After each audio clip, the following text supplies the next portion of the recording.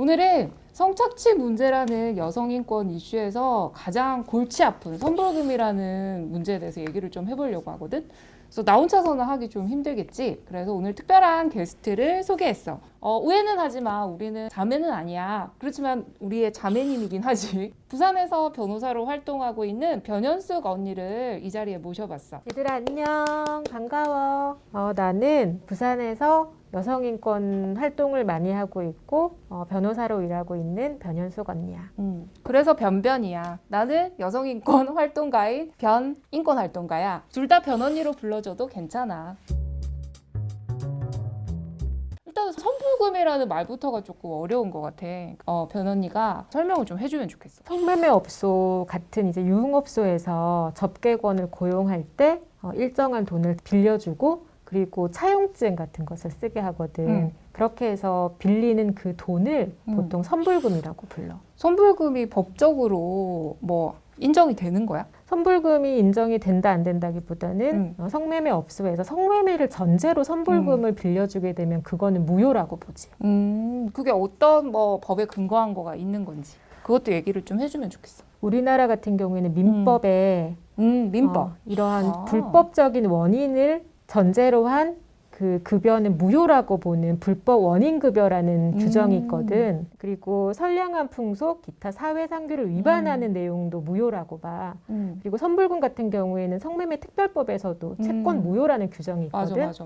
어찌됐건 간 성매매를 전제한 선불금은 무조건 무효인 거지. 판례에서도 전부 다 무효라고 보고 있고. 그러면은 실제로 선불금을 무효로 한다라는 거를 그냥 저절로 입증이 되는 게 아니고 법적으로 그걸 증명을 해야만이 무효가 그렇지. 되는 거구나. 성매매를 전제로 빌렸다라는 사실은 있지만 업소에서 성매매가 이루어졌다라거나 그 돈을 성매매를 전제로 해서 빌려준 돈이라거나 이런 것들을 입증하는데 되게 어려움이 있어. 왜냐하면 성매매라는 것은 증거로 남지 않는 경우가 많고 업주나 여성들도 그거를 증거로 수집하고 있지 않는 경우가 많기 때문에 그리고 업주와 언니들 간의 그런 여성들 간의 직접적인 거래가 아니라 중간에 다른 금원을 차용해주는 쩐주라는 역할을 두는 경우가 많기 때문에 쩐주. 맞아. 사채업자들 말하는 맞아요. 거지. 아니 이렇게 법적으로도 무효라고 법에 땅땅 명시도 되어 있는데 왜 선불금이 이렇게 만연하고 성착취 현장에서는 이게 이렇게나 고민이 되는지에 대해서 좀 더 지금부터 좀 더 깊이 들어가 볼게. 우리 언니들이 정말 많이 빚 때문에 업소에서 나오지 못하거나 빚 문제로 인해서 정말 몇 년에 걸쳐서 고통을 받는 경우들이 많거든. 선불금이 불법인데도 이거를 입증하지 못해서 법적으로도 불이익을 받는 경우도 많고 말이야. 많은 분들이 궁금해할 것 같아. 선불금에 대해서 알고 싶은 게 뭔지 살림이 직접 물어봤어. 영업사원들이 보통 선불금을 많이 받잖아요. 그런 거랑 뭐가 다르죠? 와, 나도 영업사원들이 선불금 많이 받는지 몰랐어. 근데 이걸 한번 생각해보면 아까 우리 변언니가 얘기한 것처럼 성매매에 이용되기 위해서 선불금을 제공을 받는 거잖아? 그러면 그거 자체가 반사회적 행위에 이용되는 자금이란 말이야? 그러면 그거 자체가 불법 아니겠어? 그렇죠. 영업사원들이 불법 행위를 하기 위해서 선불금을 받는 게 아니잖아. 생각을 해보면 선불금이라는 게 뭐야? 내가 예를 들면 회사를 다니는데 내가 빚이 있거나 급한 사정이 있어가지고 월급을 미리 땡겨 받는다고 생각을 해봐. 그러면은 내가 월급을 땡겨 받아서 어떻게 할까? 내가 쓰겠죠. 월급을 땡겨 받는 이유가 뭘까? 돈 쓸 일이 있어서. 돈 쓸 일이 있는 거야. 예를 들면 굉장히 공공한 상황에 있을 때 월급을 미리 땡겨 받겠지? 그러면은 그 사람은 돈을 미리 땡겨 받아서 빚을 갚는 데 썼겠지? 그러고 난 다음에 한 달을 살아야 돼. 월급 없이. 그러면 어떻게 생활해? 또 빚내야죠.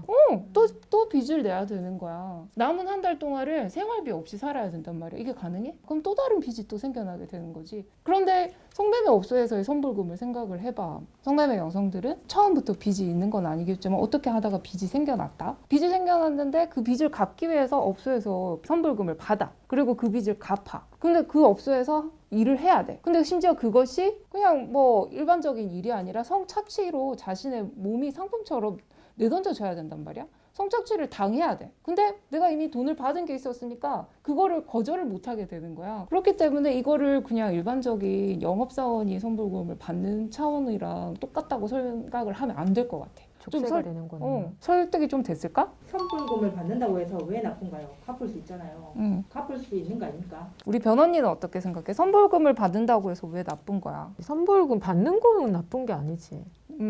선불금을 갚을 수 없는 구조를 만들고 있으니까 그러한 구조 자체가 나쁘다고 볼 수 있을 것 같아요. 그런 구조가 어떤 게 있을까? 빚을 깔 수 없는 구조인 거죠. 뭐 결금비, 지각비, 이제 어마어마무시한 벌금들, 그리고 방값, 술값, 밥값, 그리고 머리하고 옷 사고 속옷 사고 많은 돈을 들이게 하고 손님들과의 트러블이 있을 때도 여성이 전적으로 책임지게 하는 구조라든지 결국은 빚을 깔 수 없고 점점 늘어만 가는 결과를 초래하게 되는 거죠. 업계 용어로 벤치라고 하지. 이 성착취 남성인 구매자들이 여성을 벤치 놓거나 하면은 여성이 그 술값은 물론 뭐 2차 값까지 다 물어야 되는 그런 어떤 시스템이 있기도 했어. 다시 말해서 말도 안 되는 벌금이나 이런 착취 구조가 되게 많다는 얘기이기도 하거든. 이 여성의 신용을 보고 돈을 빌려주는 걸까? 아니거든. 이 돈을 제공했을 때 이 여성이 성매매 업소에서 일을 할 거라고 생각하는 거지. 벌써 성매매를 통해서 돈을 갚으라고 하는 거야. 내가 그거 안 하고 다른 일을 통해서 일을 갚겠다고 하면은 한꺼번에 갚으라고 해. 사실 분납하면 좋잖아. 선불금은 그렇지가 않아. 내가 이 업소를 그만두게 되면 한꺼번에 이 빚을 또 변제해야 된단 말이야. 그러면은 또 무리해서 또 성매매 업소에서 돈을 빌릴 수밖에 없는 악순환이 되는 거야. 갚고 싶어도 못 갚을 수밖에 없게 만든다는 건데 선불금이 그래서 자꾸 늘어나는 건가요? 내가 이 얘기를 하면은 한 달 걸릴 것 같은데.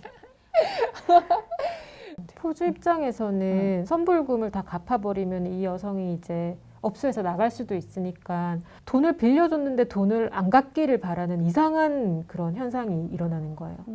처음에 시작할 때는 보통 업계용어로 마이킹이라고 하거든. 그거를 200만 원 정도에서 시작하는 경우가 있어. 그러면 일단 200에서 시작을 해. 200이면은 조금만 내가 열심히 하면 금방 갚을 수 있을 것처럼 생각이 되잖아. 근데 우리 아까 변호인이 얘기한 것처럼 벌금이 있어. 맞아요. 사람이면 1년 365일 이런 일을 할 수가 없잖아요. 체력적으로. 결근을 할 수밖에 없고 지각할 수밖에 없는데 거기에 대해서 벌금을 매기는 거죠. 뭐 몇만 원 수준이 아니라 몇십만 원, 뭐 100만 원 수준. 하루에 결금비가 나는 70만 원에서 100만 원까지 하는 데도 봤어. 그리고 그런 데도 봤어요. 하루 결근하면 그거에 한 두세 배 월급날이 미뤄지는 거예요. 그러면 맞아. 결국 계속 날짜는 미뤄져서 결국 월급을 못 받는 구조가 되는 거예요. 그리고 요즘에는 사채업자들이 전주가 돼서 돈을 제공하는 경우가 있잖아. 그런 경우에는 이자가 장난이 아니야. 물론 불법 채권 출심 이런 거 다 불법이라고 하지만은 정말 횡행하고 있고, 그리고 이 빚 독촉이 장난이 아니거든. 빚을 못 갚는다 이렇게 되면 집에 찾아가. 그리고 가족들한테 알리겠다고 협박을 해. 나는 언니가 살고 있는 동네에 어떤 사채업자가 현수막까지 내건 것도 봤어. 아니면은 집 앞에다가 쪽지 같은 거를 써놓는 거야. 근데 만약에 이 여성이 내가 유흥업소나 이런 성착취 산업에서 있었다라는 거를 당연히 주변 사람들한테 전혀 얘기를 못했을 그런 거 아니야? 내용을 현수막에 쓴다고? 이거 자체가 너무나 큰 공포나 두려움이 되는 거야. 이런 식으로 정말 촘촘하게 거미줄처럼 엮여 있는 거야. 그래서 나는 이거는 진짜 함정이라고밖에 생각이 안 드는 거지. 선불금을 사기라고 해서 흔히 탕치기라는 말을 쓰는데 그건 뭔가요? 탕치기라는 거는 처음부터 선불금을 받고 일을 안 할 목적으로 돈을 빌린다라는, 말하자면 전형적인 사기 수법 중에 하나로 생각을 하고 있거든. 이게 제일 안타까운 경우인데 빠져나오게 되면 사기죄로 고소를 해버리는 거야. 이게 너무 심각해. 사기로 고소를 하면 일단은 경찰서에 여성이 출석을 해야 되잖아? 그러면 이제 포주들이 여성을 찾기가 좋은 거지. 그래서 포주들이 여성을 잡는 수단으로 사기죄를 엄청 남발을 했었어. 또 안타깝게도 사기가 인정되는 경우도 있어. 사기가 인정되는 경우가 많지. 선불금이 민사적으로는 무효잖아? 그런데 이게 형사적인 사기로 넘어가면은 여성이 포주를 기망해서 변제할 생각도 없으면서 일도 안 할 거면서 선불금만 받고 이제 그 업소에서 도망갔다 뭐 이런 식으로 해서 사기죄로 처벌받는 경우가 많은데, 보통 여성이 업소에서 일한 그 기간이 짧거나 할 때는 사기죄로 많이 인정이 되더라고. 빚을 갚으려면 정말 내 몸을 성착취 당해야만 되는 거잖아. 근데 그 빚을 갚지 않고 가게 되면은 사기로 처벌을 또 받게 되는 거잖아. 이거는 너무 말이 안 되는 상황인 거야. 이 업소에서 너가 일을 하기로 해서 돈을 받았잖아. 만약에 안 했으면 넌 사기야. 이렇게 되는 거야. 그러니까 성매매 업소에서 일을 하기로 돈을 받았다고 하는 것 자체를 인정을 해주면 안 되는 거잖아, 처음부터. 성산업이 점점 진화하고 있는 것 같아요. 성산업 유형에 따른 선불금의 지급 방법도 진화하고 있는 것 같은데 설명 좀 해주시겠어요? 혹시 우리 변언니 쩐주들이 어떤 사람인지 본 적 있어? 본 적은 없지. 글로는 많이 봤지. 이거 글로는 맞아.